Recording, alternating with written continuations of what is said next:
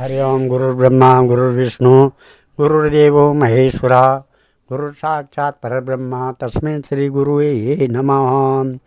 आदो देवकी देवगर्भजननं गोपीगिरिवर्धनं मायापूतन जीवतापहरणं गोवर्धनोद्धारणं कंसच्छेदनकौरवादिहननं कुन्तीसुता पालनं एतत् श्रीमद्भागवतं पुराणकथितं श्रीकृष्णलीलामृतं निगमकल्पतरोर्गलितं फलं शुकमुखाद्रव अमृतसंयुतं पिबत भागवतं रसमालया मुहुरहो रसिका भुवि भाविका। श्रीमन्नारायण नारायण नारायण भजमन्नारायण नारायण नारायण लक्ष्मी नारायण नारायण नारायण बद्री नारायण नारायण नारायण। भगवान श्री कृष्णचंद्र भगवान नारायण भगवान के चरण कमलों में नतमस्तक होकर के गुरु श्री वेद व्यास जी, गुरु श्री सुखदेव जी महाराज परीक्षित के चरण कमलों में नतमस्तक होकर के हम ये श्रीमद् भागवत महापुराण के तृतीय स्कंद के पंचम अध्याय को शुरू करने जा रहे हैं, जिसमें कल आपने उद्धव जी से विदा होकर विदुर जी का मैत्रेयी ऋषि के पास जाना ये कथा सुनी थी। और आज विदुर जी का प्रश्न और मैत्रेय जी का सृष्टि क्रम वर्णन जो इस प्रकार है। सज्जनों, मैं संस्कृत भी के श्लोक भी बोल रहा हूँ और उसका अर्थ हिंदी में कर रहा हूँ। इसमें कईयों ने मेरे को लिखा है कि हिंदी में अनुवाद करो। मैं संस्कृत में भी बोल रहा हूँ और हिंदी में भी उसका अनुवाद कर रहा हूँ। श्री शुकवाचा द्वारे धूर्नद्यारिखवा कुरूणां मैत्रेयमासीनमगाधबोधं छतोपसृत्याच्युत भावशुद्धा प्रप्रच्छशील्य गुण प्रतृप्ता। श्री सुखदेव जी कहते हैं, परम ज्ञानी मैत्रेय मुनि हरिद्वार क्षेत्र में विराजमान थे। भगवत भक्ति से शुद्ध हुए हृदय वाले विदुर जी उनके पास जा पहुँचे और उनके साधु स्वभाव से अप्यायित होकर उन्होंने पूछा। विदुर जी कहते हैं, सुखाय कर्माण करो तो लोके न ते सुखम वान दुपराम वा विन्देत भूयास्तत एव दुःखं यदत्र युक्तं भगवान् वदेत्। जनस्य कृष्णाद्विमुखस्य दैवा दधर्मशीलस्य सुदुःखितस्य अनुग्रहाय चरन्ति नूनं भूतानि भव्यानि जनार्दनस्य।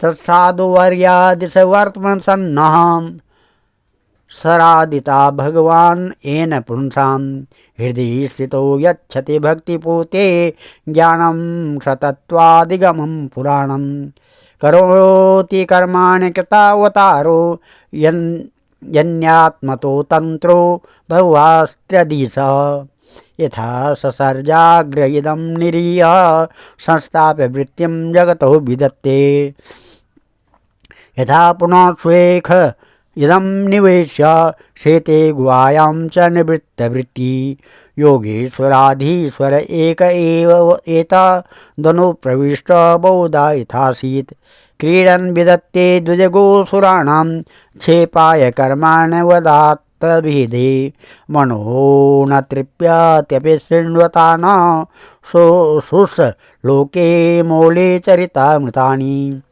एस्तत्त्वभेदे हृदि लोकनाथो लोकान् सह लोकपालन् अचिक्लपद्यत्र हि सर्वसत्त्वा निकाय वेदोऽधिकृता प्रतीता येन प्रजानाम् उत आत्मकर्म रूपाभिधानां च विदा व्यदत्ता नारायणो विश्वसृडात्मयोनि रेतञ्च नो वर्णय विप्रवर्य परावरेशं भगवन् व्रतानि श्रुतानि मे व्याससुकादमे वीक्षणम् अतृप्तपुरुमांशुलसुकावानं तेषामृते कृष्णकथामृतोगात् कस्त्रीप्रियातीर्थपदाविधानात् सत्रेषु सुवासुरविडड्यमानात् या कर्णनाडी पुरुषस्य यातो भवप्रदां गोहरतिं छिनत्ति। विदुर जी कहते हैं, ने कहा, भगवान, संसार में सब लोग सुख के लिए कर्म करते हैं, परंतु उनसे न तो उन्हें सुख ही मिलता है न उनका दुख ही दूर होता है, बल्कि उससे भी उनके दुख की वृद्धि होती है। अतः इस विषय में क्या करना चाहिए, क्या करना उचित है, या आप मुझे कृपा करके बतलाए।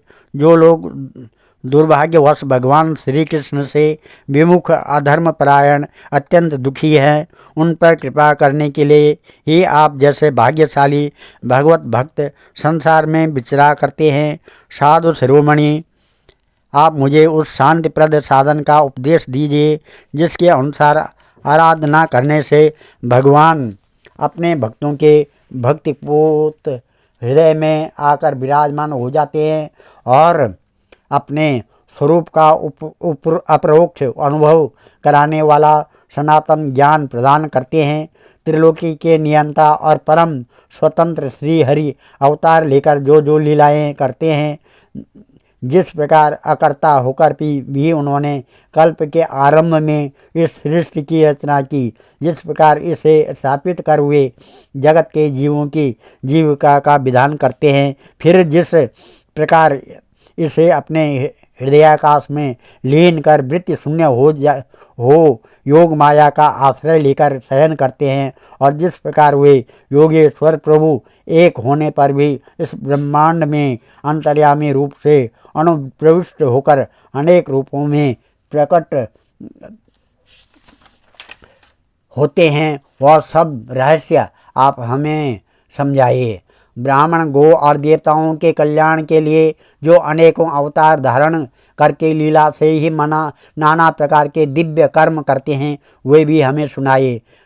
यशस्वियों के मुकुटमणि श्री हरि के लीला अमृत का पान करते करते हमारा मन तृप्त नहीं होता है। हमें यह भी सुनाइए कि उन समस्त लोकपतियों के स्वामी श्री हरि ने इन लोकपालों और लोकालोक पर्वत से बाहर के भागों को, जिनमें से ये सब प्रकार के प्राणियों के अधिकारानुसार भिन्न भिन्न भेद प्रतीत हो रहे हैं, किन तत्वों से रचा है। द्विज भर उन विश्वकर्ता स्वयंभू श्री नारायण ने अपनी प्रजा के स्वभाव, कर्म, रूप और नामों के भेद की किस प्रकार रचना की है। भगवान, मैंने श्री वेद व्यास जी के मुख से ऊंच नीच वर्णों के धर्म तो कई बार सुने हैं, किंतु अब श्री कृष्ण कथा अमृत के प्रभाव को छोड़कर अन्य स्वल्प सुखदायक धर्मों से मेरा चित्त ऊब गया है। उन तीर्थपाद श्री हरि के गुणानुवाद से तृप्त हो भी कौन सकता है। उनका तो नारदादि महात्मा गण भी आप जैसे साधुओं के समाज में कीर्तन करते हैं, तथा सब ये मनुष्यों के कर्णरंध्रों में प्रवेश करती हैं, तब उनकी संसार चक्र में डालने वाली घर गृहस्थी की आसक्ति को काट डालते हैं। मुनि विवक्षुर भगवत गुणानां सखा पिते भारत माह कृष्ण यस्मिन्नृणानां ग्राम्य सुखानुवादेर मतेर्गृहत्वानुहरे कथायां सा श्रद्धा ननस्य विवर्धमानं विरक्तिमन्यत्र करोति पुंसा हरे पदानो स्मृति निवृत्तस्य समस्त दुःखात्य मासु दत्ते तत्सोच्य सोच्या न विदो न सोचे हरे कथायां विमुखा नगेन छिणोति देवो निमिषस्तु येषां मायुर्वृथा वादगति स्मृतीनां तदस्य कौसारवशर्म धातु हरे कथामेव कथा सुसाराम् उद्धृता पुष्पेभ्य हिवार्थबन्धो शिवाय न कीर्तयति सकीर्ति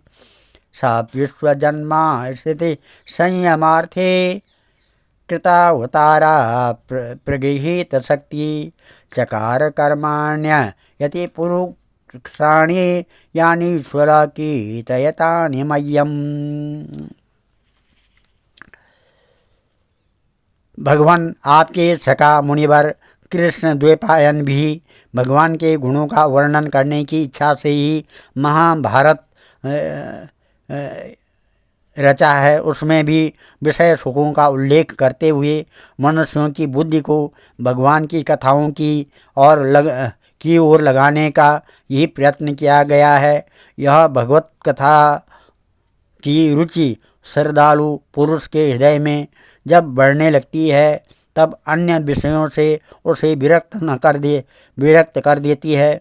वह भगवत चरणों के निरंतर चिंतन से आनंदमग्न हो जाता है और उस पुरुष के सभी दुखों का तत्काल अंत हो जाता है। मुझे तो उन सोचनीय अज्ञानी पुरुषों के लिए निरंतर खेद रहता है जो अपने पिछले पापों के कारण श्री हरि की कथाओं से विमुख रहते हैं। हाय काल भगवान उनके अमूल्य जीवन को काट रहे हैं और वे वाणी देह और मन से व्यर्थ वाद विवाद, व्यर्थ चेष्टा और व्यर्थ चिंतन में लगे रहते हैं। मैत्रेय जी, आप दीनों पर कृपा करने वाले हैं, अतः भौरा जैसे फूलों में से रस निकाल लेता है, उसी प्रकार इन लौकिक कथाओं में से इनकी सारभूता परम कल्याणकारी पवित्र कीर्ति श्री हरि की कथाएं छांट कर हमारे कल्याण के लिए सुनाइए। उन सर्वेश्वर ने संसार की उत्पत्ति, स्थिति और संहार करने के लिए अपने माया शक्ति को स्वीकार कर राम कृष्ण आदि अवतारों के द्वारा जो अनेकों अलौकिक लीलाएं की है वे सब मुझे बताएं। ओम श्री शुक उवाच स एवं भगवान् पृष्ठा छत्र कौसारिभिर्मुनि पुंसाम्नि श्रेयसार्थेन तमः बहुमानयन्। श्री सुखदेव जी कहते हैं, जब विदुर जी ने जीवों के कल्याण के लिए इस प्रकार प्रश्न किया तब तो मुनि श्रेष्ठ भगवान मैत्रेय जी ने उनकी बहुत बड़ाई करते हुए यूँ कहा। मैत्रेय जी बोले, साधु प्रश्नम त्वया साधु लोकानां साधु अनुगृह्णता कीर्तिं वितन्वता लोके आत्मनो अधोक्षजात्मनः न तच्चित्रं त्वयि क्षत बादरायण आत्मजा न तच्चित्रं त्वयि क्षत्रं बादरायण वीर्यजे घृतोऽनन्या भावेन यत्त्वया हरिरीश्वर मांडव्यासा पाद भगवान प्रजा संयमनो यमः भ्रातुक्षेत्रे भुजिष्यासां जाता सतवती सुधाम भगवान भगवतो नित्यं सम्मता सानुगच्छ च यस्य ज्ञानोपदेशाय मायादिश भगवान व्रजन् अथ ते भगवद्लीला योगमायोपव्रियता विश्वसित्यातु भवन्तार्थ वर्णयाम्यानुपूर्वश। भगवान एक आसेदमग्न आत्मा आत्मनां विभु आत्माच्छानुगतावात्मा नानामत्युपलक्षणम्।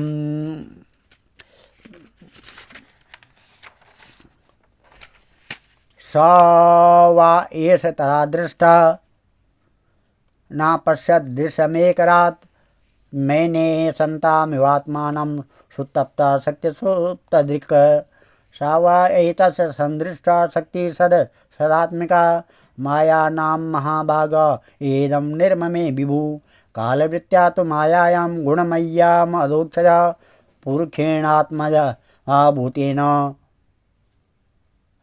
वीर्यमादत वीर्यवान् ततो अभवन् महत्तत्त्वम् अव्यक्तात् काल च उद्दितात् विज्ञान आत्मा अहम आत्मदेहस विश्व व्यंजनस्तमोनुदः सोऽप्यं प्यंसगुणा कालात्मा भगवद्दृष्टिगोचर आत्मनं व्यकरोदात्मा विश्वासाशिक्षया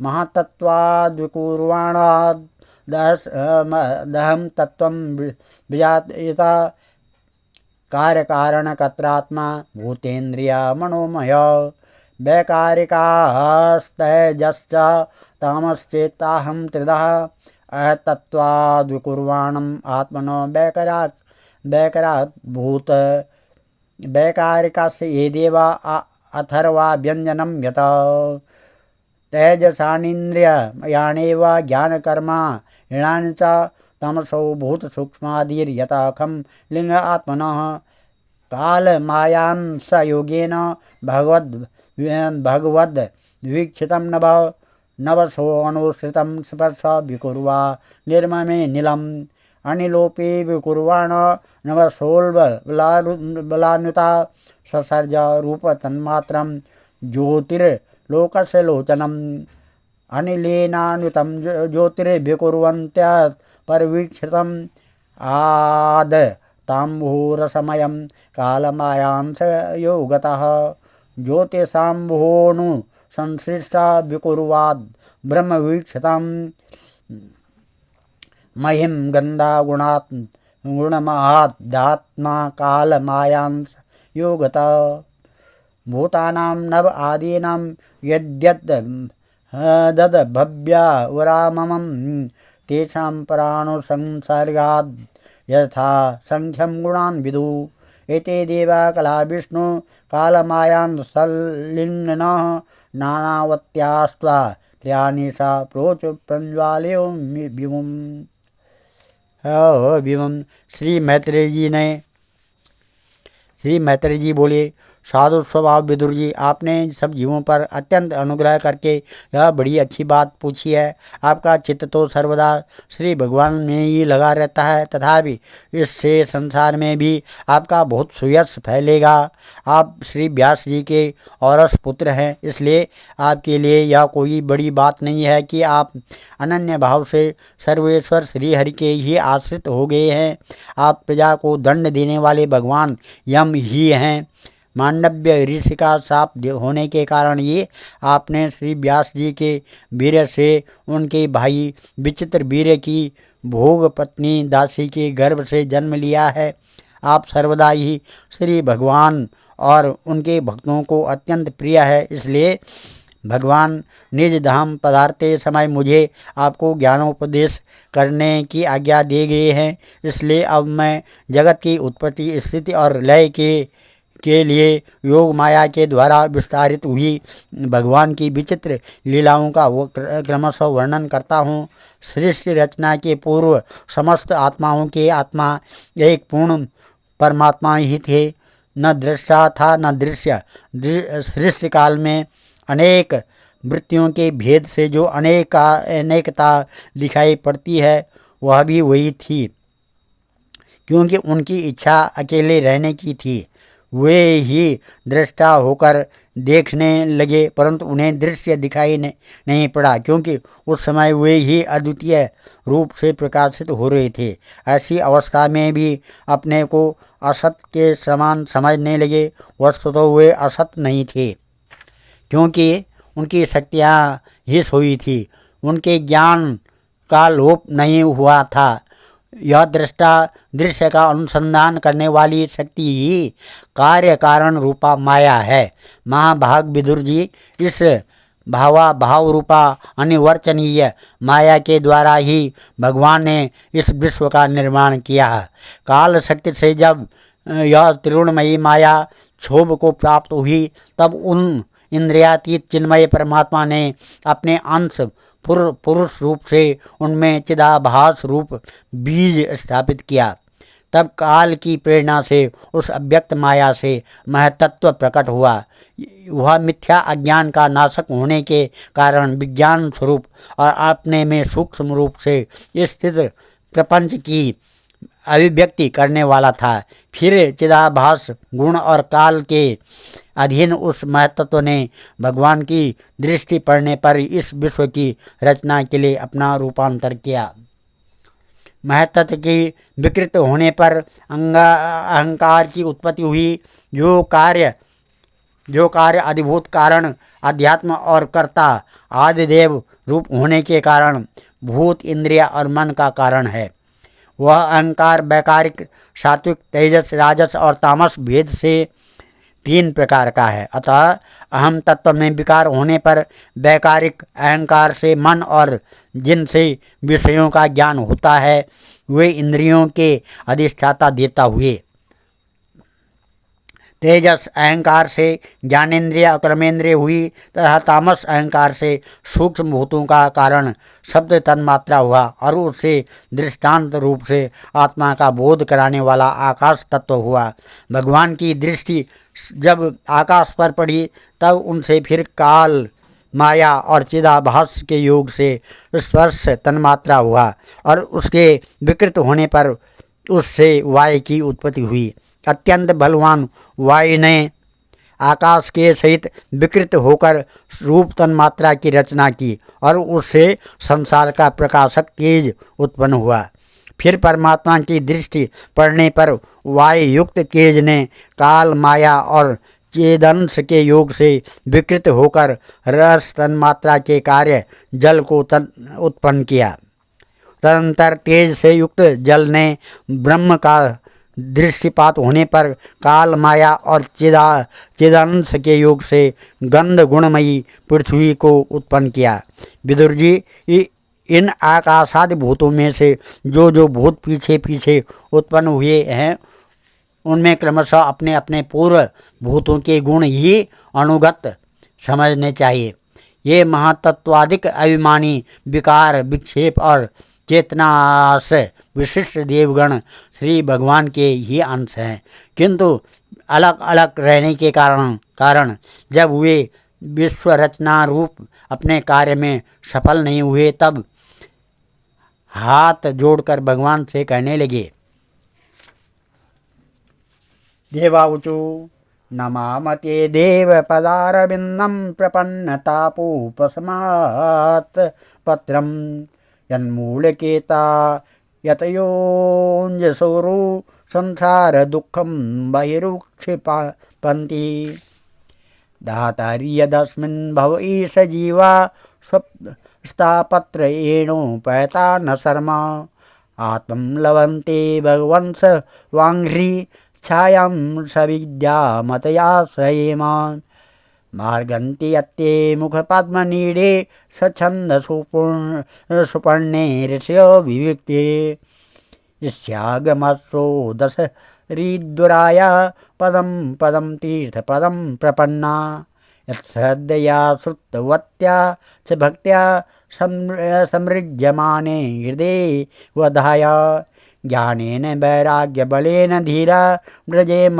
तत्तेन्द्रि सरोजपीठं विश्वस्य जन्म स्थिति संयमार्थे कृतावतारस्य पदाम्बुजां ते व्रजेम सर्वे शरणं यदीशा स्मृतं प्रयच्छात्यभयं स्वपुंसां यत्सानुबन्धे सति गेहे महायिमित्यायुड दुराग्रहाणां पुंसा सुदूरं वसतोऽपि पुर्या भजेम तत्ते भगवान् पदाम्बजं तान्वेहास्यद वृत्तिभिरक्षवीर्ये पराहृतान्तार्मनसा परेशा अथो न पश्यन्तु उरुगायनूनम् एते पदन्यासविलासलक्ष्म्या पाणेन ते देव कथासुधाया प्रवृद्ध भक्त्या विशदाशयाये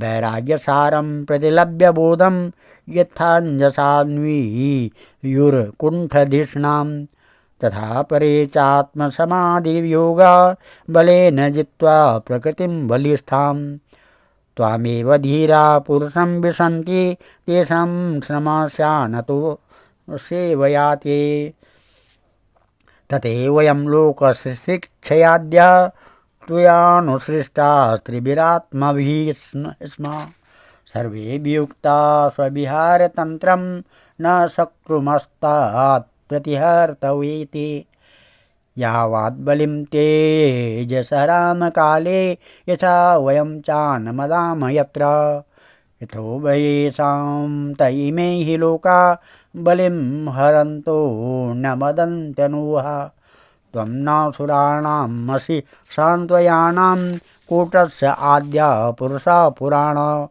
त्वं देवशक्त्या गुणकर्म योनो रेतस्त्वया जायां कविमाददेज ततोऽयं सत्प्रमुखा यदर्थे बभूव विमात्मन करवाम किं ते त्वं न स्वचक्षु परिदेह्य शक्त्या देव क्रियार्थे यदनुग्रहणम्। देवताओं ने कहा, देव हम आपके चरण कमलों की वंदना करते हैं। ये अपनी शरण में आए हुए जीवों का ताप दूर करने के लिए छत्र के समान है तथा इनके आश्रय लेने से यतिजन अनंत संसार दुख को सुगमता से ही दूर फेंक देते हैं। जगतकर्ता जगदीश्वर इस संसार में तापत्रय से व्याकुल रहने के कारण जीवों को जरा भी शांति नहीं मिलती। इसलिए भगवान हम आपके चरणों की ज्ञानमयी छाया का आश्रय लेते हैं। मुनिजन एकांत स्थान में रहकर आपके मुख कमल का आश्रय लेने वाले वेद मंत्र रूप पक्षियों के द्वारा जिनका अनुसंधान करते रहते हैं तथा जो संपूर्ण पापनाशनी नदियों में श्रेष्ठ श्री गंगा जी के उद्गम स्थान है, आपके उन परम पावन पाद पद्मों का हम आश्रय लेते हैं। हम आपके चरण कमलों की उस चौके का आश्रय ग्रहण करते हैं जिसके भक्तजन श्रद्धा और श्रवण कीर्तन आदि रूप भक्ति से परमार्जित अंतःकरण में धारण करके वैराग्य पुष्ट ज्ञान के द्वारा परम धीर हो जाते हैं। इस है ईश्वर, आप संसार की उत्पत्ति स्थिति और संहार के लिए ही अवतार लेते हैं। अतः हम आपके